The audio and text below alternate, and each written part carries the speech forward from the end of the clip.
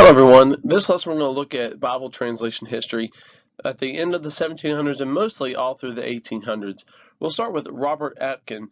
In 1782, they had published the first English Bible in America. It has been termed the Bible of the Revolution. It was a King James version, but during the embargo, you couldn't get Bibles from England, so then they needed to be able to print them in the colonies. And so they wanted to make it small enough to fit into a soldier's pocket. So it was a 4 by 6 inch Bible, and the funding it was commissioned by the U.S. Congress to publish this Bible. Next is Isaac Collins, and in 1791 he published a family Bible. It was a King James Bible, but you could order it customized with or without commentary, and whether it included or didn't include the Apocrypha. Also the same year, Isaiah Thomas published an illustrated Bible as King James, but had engravings of pictures in it, and you could order it customized either with or without pictures, and he would accept wheat and grain and different crops as payment because the pictures, the illustrated edition, was almost double the price of those with not, and so it's really rare to find illustrated versions because they're so much more expensive. Next is the Jefferson Bible, and it dates to 1804, and he literally cut and pasted the gospel narratives together, and he titled it The Life and Morals of Jesus of Nazareth, and he cut out any miracles or anything that pointed to the deity of Christ, anything that looked like Jesus was God in the flesh. This was his own private work, and his great-granddaughter sold it to the Smithsonian in 1895. Here in a letter from Jefferson to John Adams, here he wrote, "So we must reduce our volume to the simplest evangelists, select even from them the very words only of Jesus. There will be found remaining the most sublime and benevolent code of morals which has ever been offered to man. I have performed this operation for my own use by cutting verse by verse out of the printed book and arranging the matter which is evidently his, and which is as easily distinguishable as diamonds in a dunghill. The result is an 8 volume of 46 pages of pure, unsophisticated doctrines." So you can see a little bit of his attitude toward the Bible as a whole. Next is Noah Webster, and one of the sources I was looking at referred to him as America's schoolmaster. He wrote many grammar books and spelling books, history, and he wrote a dictionary of the English language in 1828. And if you compare it to modern dictionaries, you can see very, very different definitions of words that reflect a biblical worldview. He was very concerned with the spelling of words and making sure things were phonetic and correct. He then set out to make a modern revision of the Bible in 1833. It was very light revision. He really didn't change anything from the King James as much as he could, but he was just concerned with the difficult English from 1611. He felt that the King's English was obsolete for the day, not that he wanted to contemporize the language, but that he wanted it to reflect proper English and the proper spelling of words. But he did know Greek and Hebrew, so he was a scholar. And this gives you some of the idea of a quote from him. It says, "So offensive, especially to females, as to create a reluctance in young persons to attend Bible classes in schools, in which they are required to read passages which cannot be repeated without a blush." So he knew that there was a difference in the language and the meaning of words, and wanted to reflect an accurate interpretation based on the modern English, but not necessarily. It's more from an academic perspective, not in making it in contemporary language of what was popular of the day.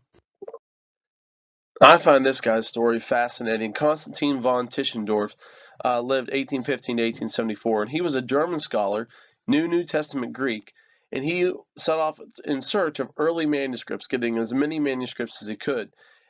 So many of the skeptics of his day were denying Paul's letters in different parts of the canon of Scripture, and so he really wants to collect different manuscripts and work in translation, and so preserve biblical authority. And so he works to help translate the undertext of overwritten manuscripts. Some of the manuscripts that have been discovered in his time had been written over top of it, the previous manuscript erased and written on top of. And the new technology of the day, he was able to do this. And one of the codexes that we've talked about early in the part one of this class, the Ephraimi Codex, that dates back to the 4th century, he is able to now, in 1843, with the technology they have, to raise or to distinguish the underwritten texts that have been erased, and then he translates that. He visits St. Catherine's Monastery at the base of Mount Sinai in 1844. And he found a monk had a stack of old manuscript leaves that were just getting ready to be burned. The monk evidently didn't know what he had, so he's looking through them, and he gets really excited about it, and he saves 43 leaves of these manuscripts, and he wanted more, but the monk realizes, based on his excitement, that there's something special about this, and so he wouldn't give him any more of those manuscripts. He comes back a second time, and there was 11 leaves of Genesis that he found that was being used as a bookmark. One source I was looking at kind of questioned how he obtained these 11 leaves and got back with them. But on the third visit, he brought a copy of the Septuagint that he had worked on translating and showed it to the steward of the monastery. And the steward of the monastery recognized the Greek lettering and brought out a copy of the New Testament, and it was wrapped in red linen cloth. It was in a special place. It was not the same as those leaves that were getting ready to be burnt. This, what he brought out, is what is now called Codex Sinaiticus, that dates back to somewhere from 330 to 360 AD. Now, just want to talk a few things about King James only. Many people that are proponents of King James only cite Tischendorf's discovery and say that Codex Sinaiticus was found in a wastebasket getting ready to be burnt, and so therefore, why would you trust that? However, that's not accurate. The leaves earlier that were about to be burnt were not the same as what the monk brought out. And you can read Tischendorf's own diary of the account. There's a lot of misconception that this manuscript is not authoritative or should not be trusted because it was counted as trash, and that's not the case. Next, we need to talk about Westcott and Hort. So this dates to 1881. And the New Testament in original Greek, it was a critical text of Vaticanus and Sinaiticus. So they took the Codex Vaticanus that was in the Vatican Library and this Codex Sinaiticus that Tischendorf has discovered, and they practiced textual criticism of comparing word for word and making one reflection of the two together. And they used an interpretive key that the shorter text is older. And so we're going to see some departure from, instead of the previous practices of a majority rule, previously the main interpretive keys was that whichever word or rendering that most of the manuscripts use, that's what was went with. However, here, when you look at the dates of manuscripts, there's different philosophy about which is more accurate, and so therefore they believe that since these are older texts that were previously not used, the shorter rendering is more accurate in their thought process because it's underwent less and less extrapolation as years have went by. So the shorter rendering is probably more accurate based on their logic. Now, later, Westcott and Hort become very intrigued with Darwin and his theory of evolution, and they kind of seem to buy into it and feel that his theories are unanswerable. And this is another one of the people that many people that are King James only point to Westcott and Hort and declare that you can't trust anything that they have done in the versions of the Bible that include any of their translating work. So many think that they're more Roman Catholic than Protestant, and you look at some of their statements, they definitely affirm that they hold more to Mary worship and veneration of Mary than Protestants, and the idea of purgatory, they seem to have some comments that they bought into, and some other things that kind of make them look more Catholic than Protestant. And they also had different questionable views on the Trinity, but many people in this time period, in the 17 and 1800s, had different views on the Trinity.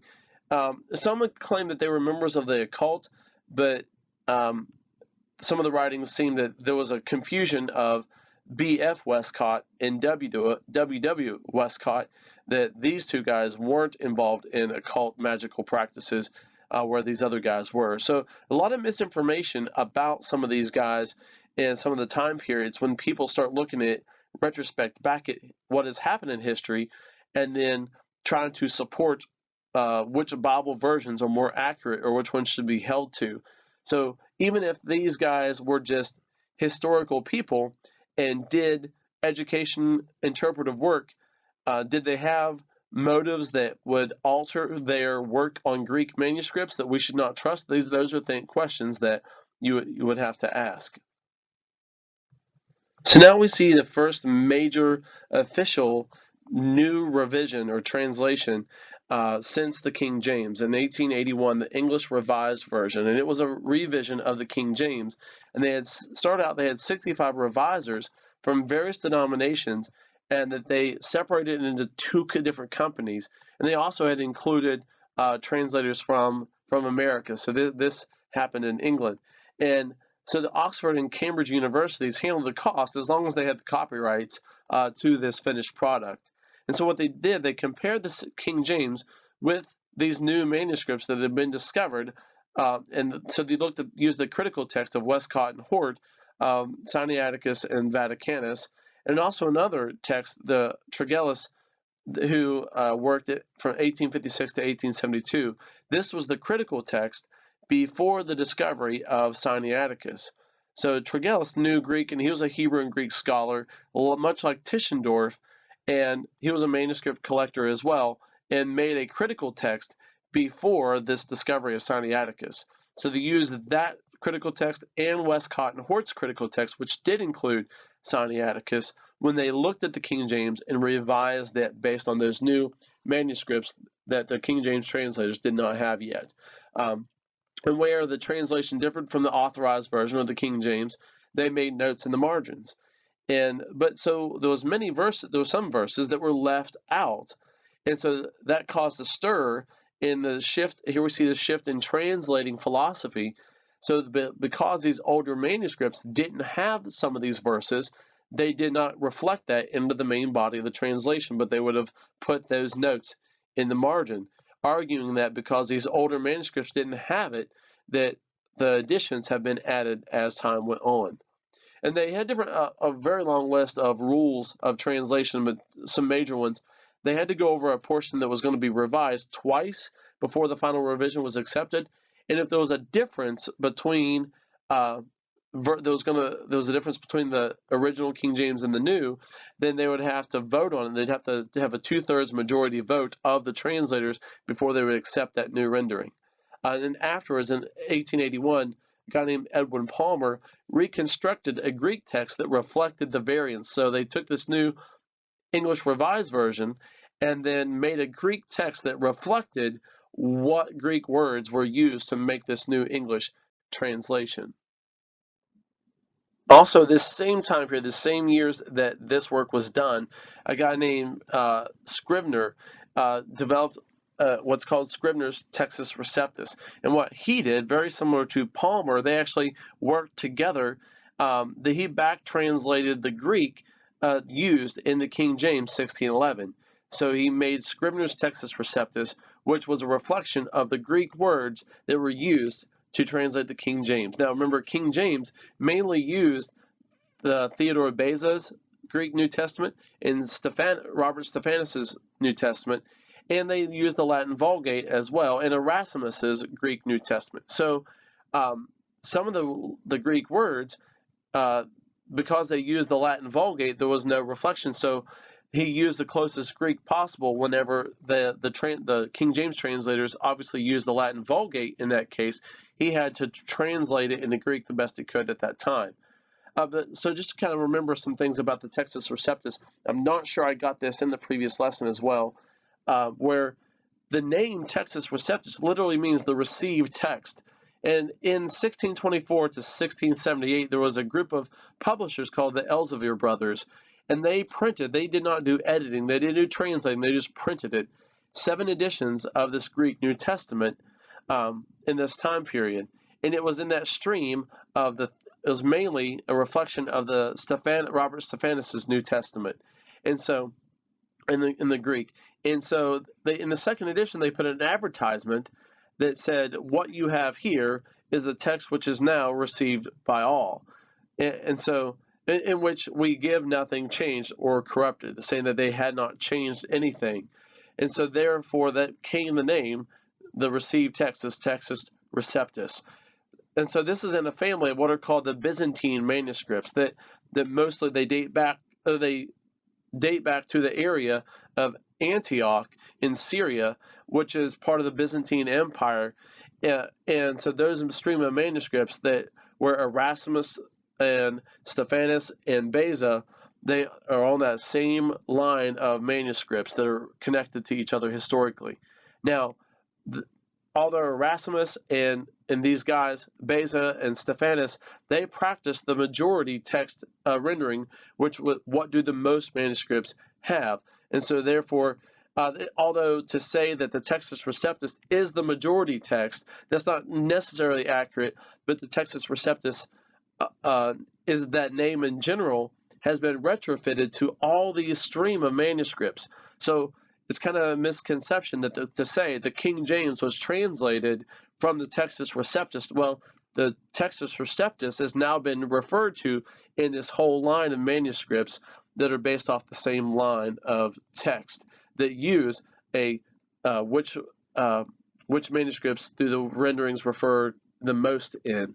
So that's a little bit. So Scrivener is that back translating of which manuscripts, which Greek words did the manuscripts use to translate the King James. So that's a little bit of the history from at the end of the 1700s and all through the 1800s to get up to 1900 of what's happened with Bible translation history.